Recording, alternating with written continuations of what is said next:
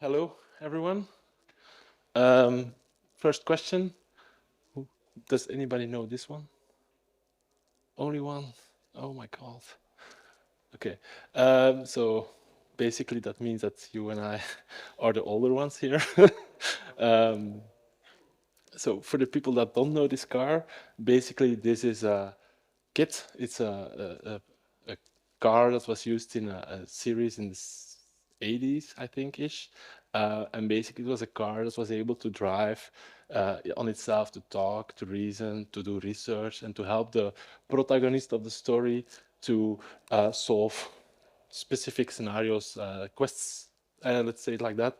And the thing with that car was that basically the people that envisioned that series um, already envisioned a lot of things that are happening basically right about this moment. So everything that you see happening in AI when it comes to natural language interaction with computers, vision, those kind of things, all that has been already set in a TV series almost 40, 50 years ago. So basically, they were really visionaries there.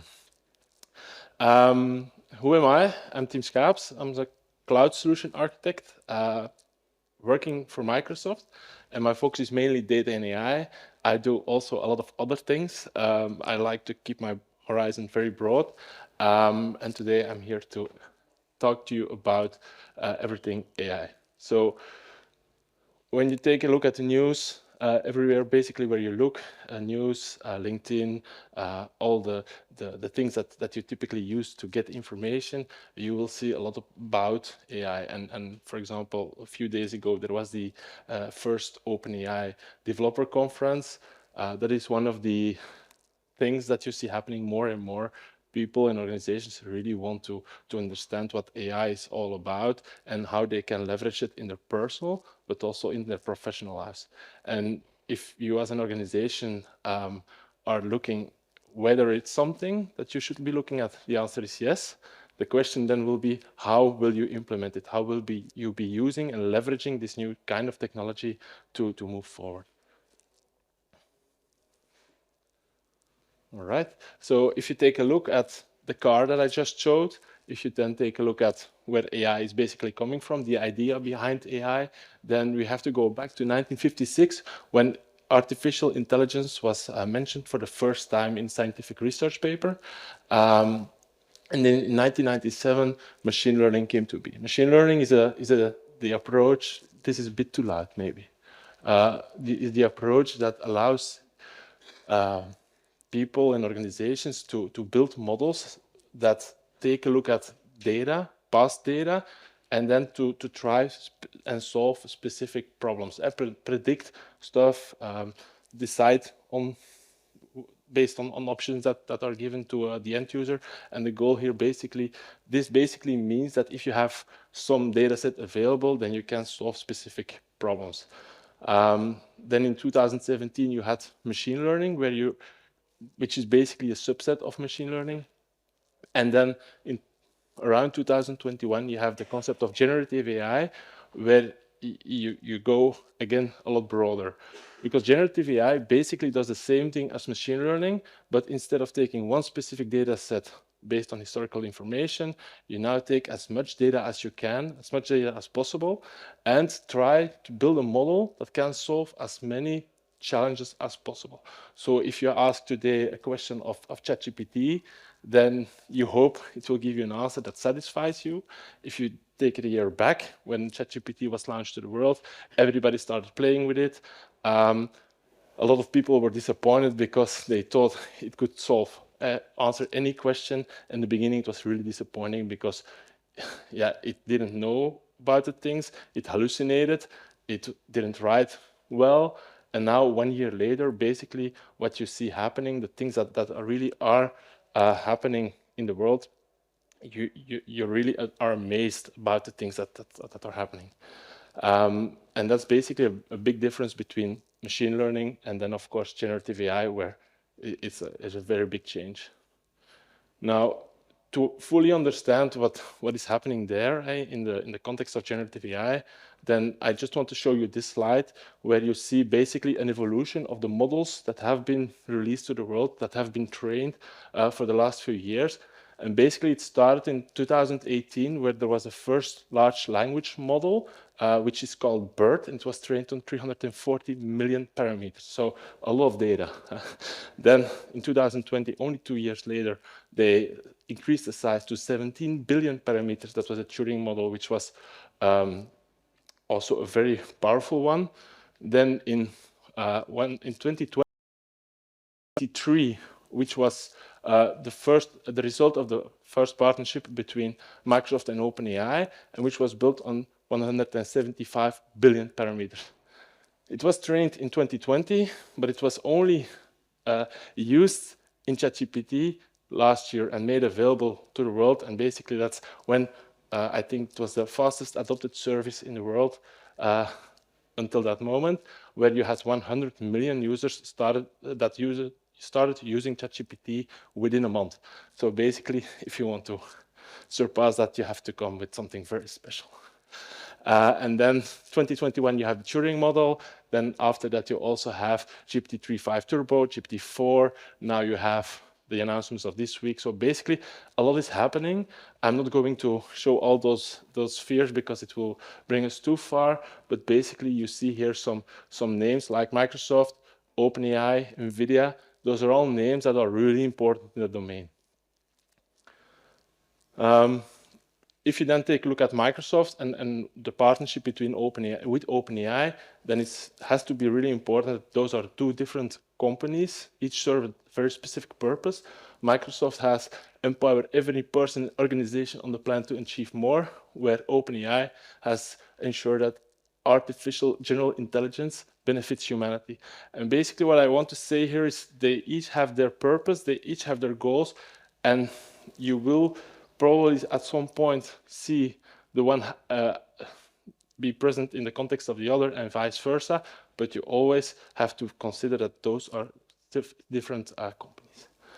Now, OpenAI, ChatGPT are just a few partners in which Microsoft has a partnership. You also have a partnership with Meta, which has their Llama model, and also with Hugging Face, which basically is an ecosystem of models that have been purpose-built and that people, organizations can leverage.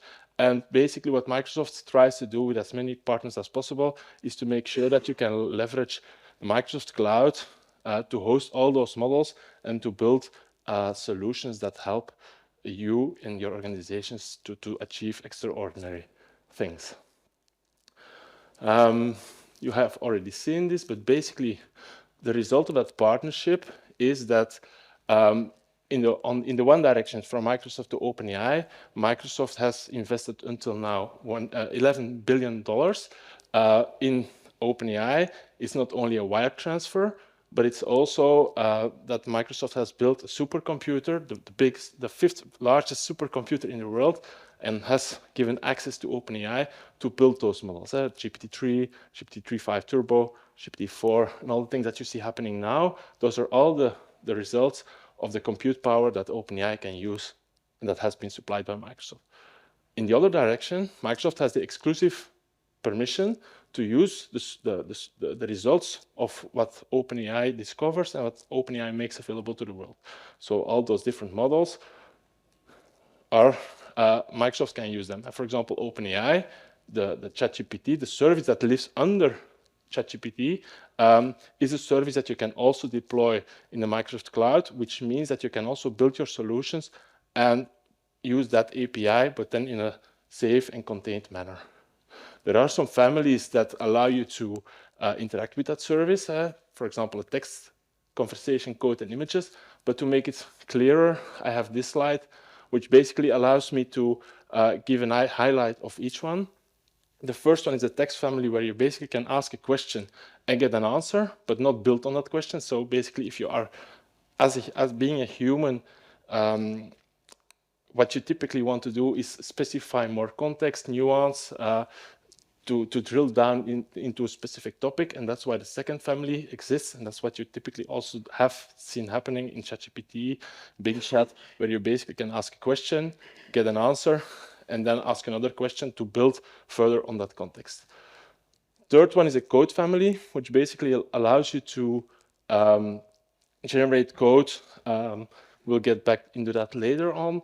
And then the last one is the image generation family, which allows you to specify in natural language what you want to do, and then you get out an image. What you can do that and use that today, I think, in ChatGPT, but you can also use Bing Chat, where you can ask that question and then get any image that you want. And it's really powerful way to do so. And this is all in Bing Chat, it's for free. For ChatGPT, I'm not sure if it's free to use. Then you have this slide. It's a very important one, because if you take a good look, the Azure OpenAI service is just one of the services that Microsoft has available when it comes to AI. You have on the bottom, you have Azure Machine Learning, which is basically used for building those specific purpose models that I mentioned before. Then you have the developer-friendly services, which you basically allow people to leverage machine learning and specific services in a developer context, in an application context, so that you can build applications and solutions that leverage these technologies without you having to develop all that stuff yourself. Then there are some scenario-based services which allow you to make this a very rich experience. This is all for developers and data scientists. And then the layers above are more business user-oriented. Think about Microsoft 365, think about Dynamics, think about, for example, Power BI. Those are all services that Microsoft will start infusing very deeply with AI for now, but also towards the future. So if you then ask a question, okay, what can AI do for you? Then basically, I can answer today, in all honesty, a lot. There is a lot that you can do today that really will make you more productive. But then the question is how. And basically, you have three very big building blocks. The first one is co-pilots for everyone. I'll get back to that in a second. Then build your own applications. And I want to highlight solutions like, for example, the solutions that Chili Publish is building. And then something on responsible AI, so that you know how to use AI to make sure that it's safe to use for you, but also for others that are involved. And I'm going to zoom in on that one first, because for me, using AI in a responsible way is crucial. AI gives you a lot of power, and you know what they say, with great power comes great responsibility. So if you have been working with the cloud for the last few years, or have been moving to the cloud, or have been working with new technology, then basically the question was always, what is going to happen with my data? Who is going to be able to access my data?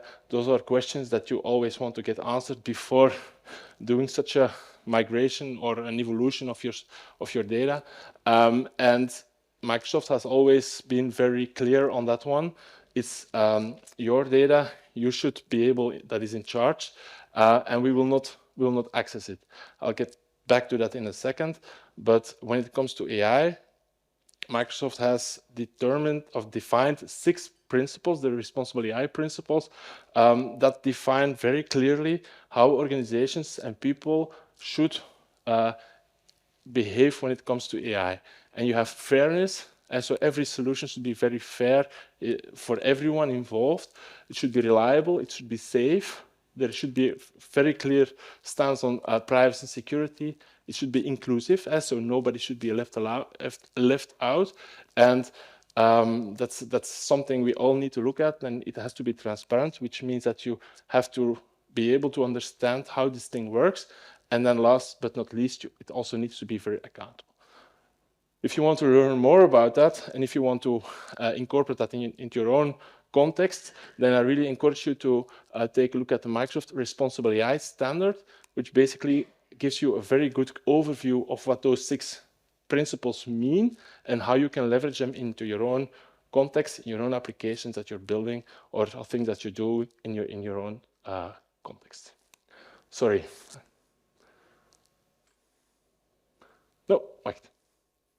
take a picture.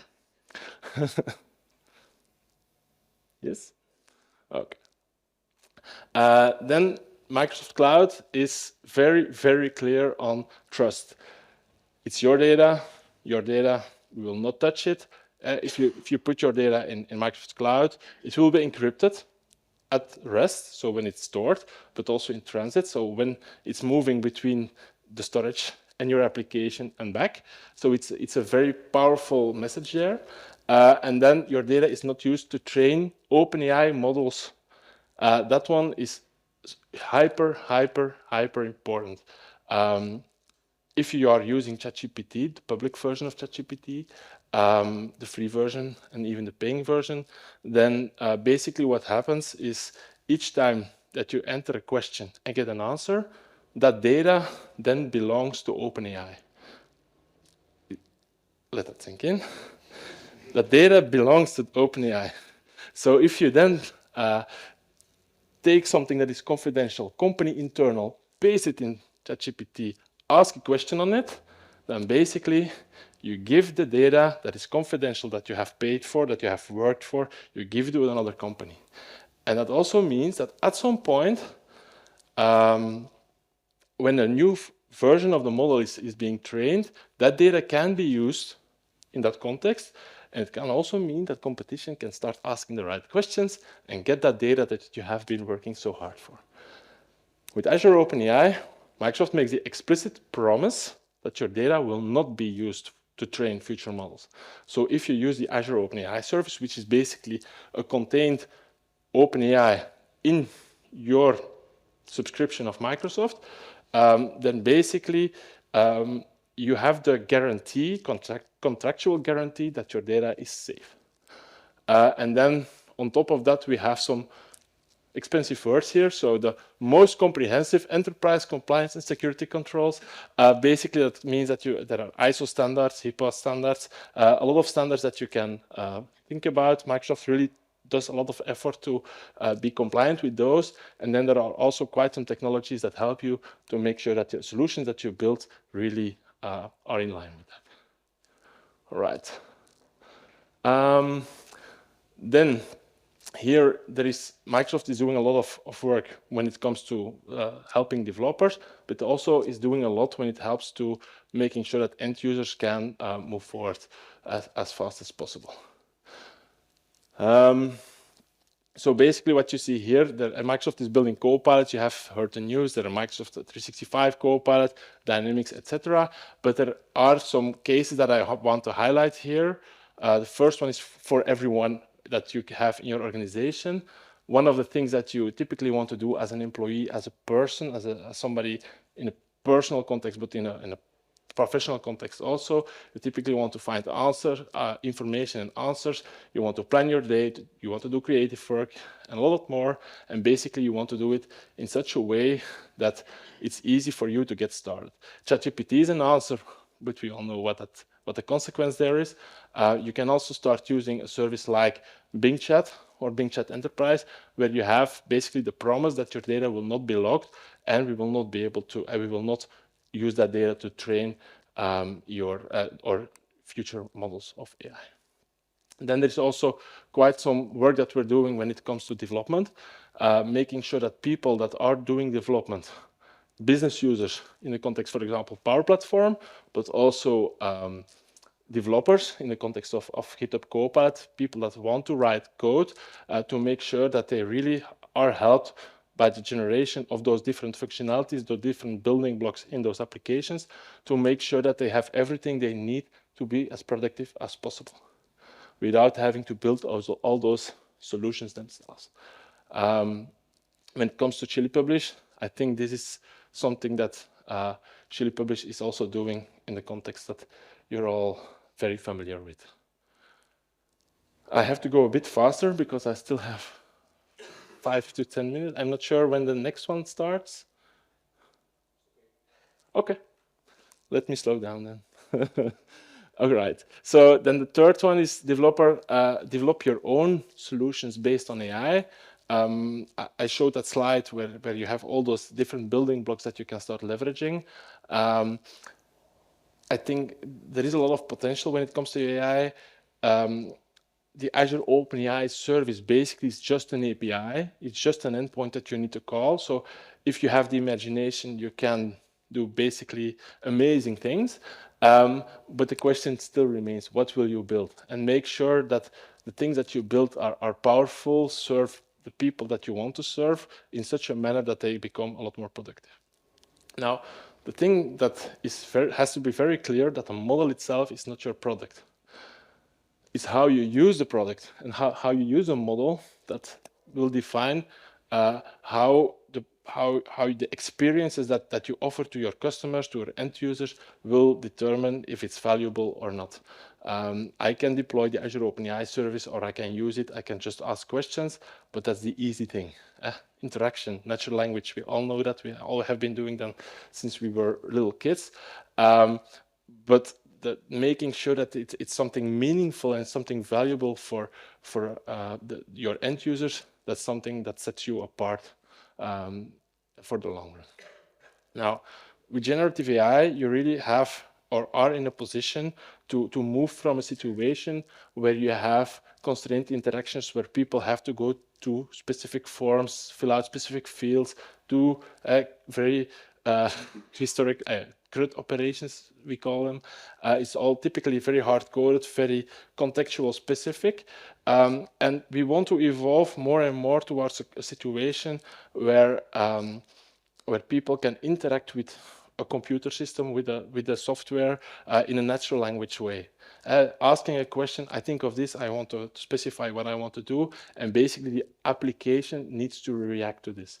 And that basically means that we need to have a very big paradigm shift to evolve from that old way of working towards this new way of work, where you really will be able to leverage intelligent apps. Now, for me, and I've been talking about this or working with this since February, March, somewhere, I think. It was always very hard for me to see the people that I was talking to, where they are in that journey.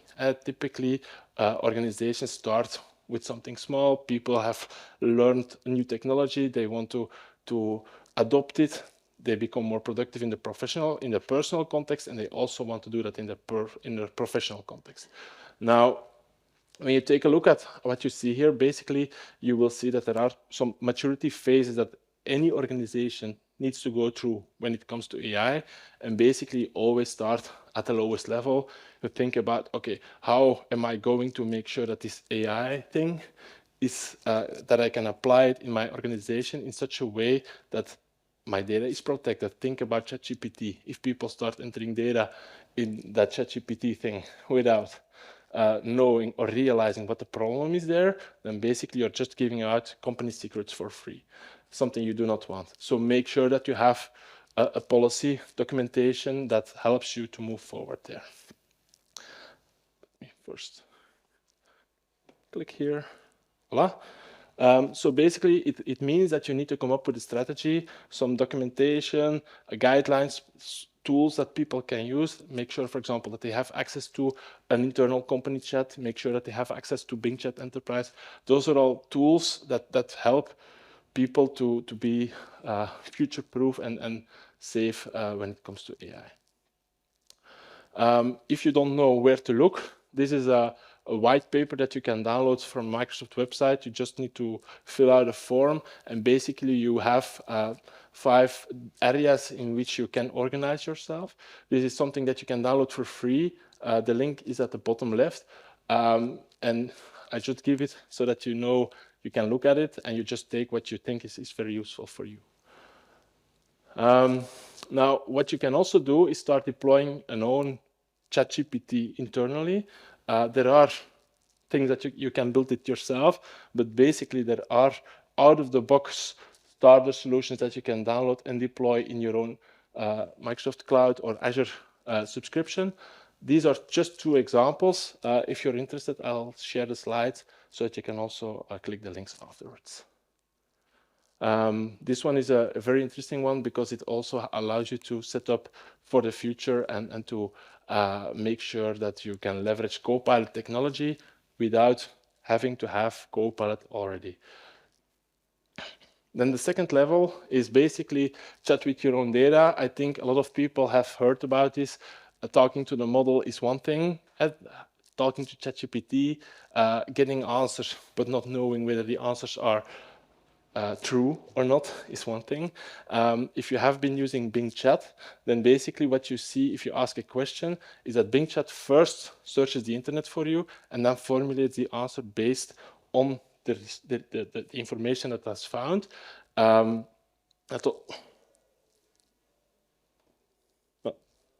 It also means that when you get an answer and you see information in that answer that specifies that the answer has been generated based on facts, then you know that for a fact that this can be trusted. And basically, you can do that with public information, but you can also implement such a solution in a company context, which also means that you can start leveraging your own data that you already have today. Then this one, scaling. Basically, it means that you start using AI at scale. And if you take a look at what Chili Publish is doing, basically, there are quite a few things that Chili is doing with automation to make sure that a lot of the steps that you typically have to do in your flow of work can be automated and that make your life a lot easier. I'm not a specialist here. I think they're in the room there. But I really love what they're doing there because it also means that we will make your lives a lot easier.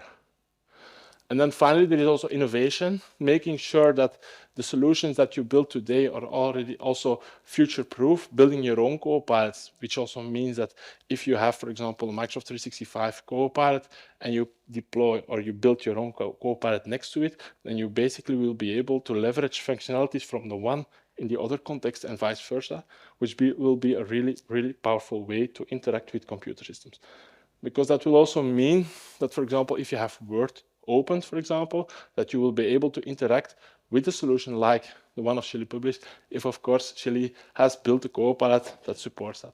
And this, for me, I think this is the way forward. A lot of organizations will at some point end up there, but that's the hard part, to make sure that, you can all be successful. Now, to make sure that all those things that I just have talked about set you up for success, Microsoft has built the Azure AI platform. It's basically a very big part of Azure that consists of AI-specific solutions. And so, for example, you have the infrastructure, which consists of hardware specifically designed for AI. You have the machine learning platform. You have all those different AI services. And all that is bundled in the AI Studio, which basically gives you a one-stop shop for everything that you need to do when it comes to that technology. And then with that, I think that's the one more. Yeah. Okay. So basically, I want to end with this slide. This one was also shown by Sam Schaeps, who is the deputy CTO of Azure, and basically he started his story here by saying, move back in time, take a look 20 years back when the internet came to be. A lot of organizations started building websites. A lot of organizations didn't start building websites. People started at some point looking up companies, not by the yellow pages, but by looking, do they have a website? The ones that had a website had business to do. The ones that didn't were considered invisible or closed for business. What he predicted was that in no more than 3 years, organizations or applications that do not have AI, natural language interaction in them, will be considered broken or invisible. Think in. Broken or invisible. People will want to have interactions in natural language with software.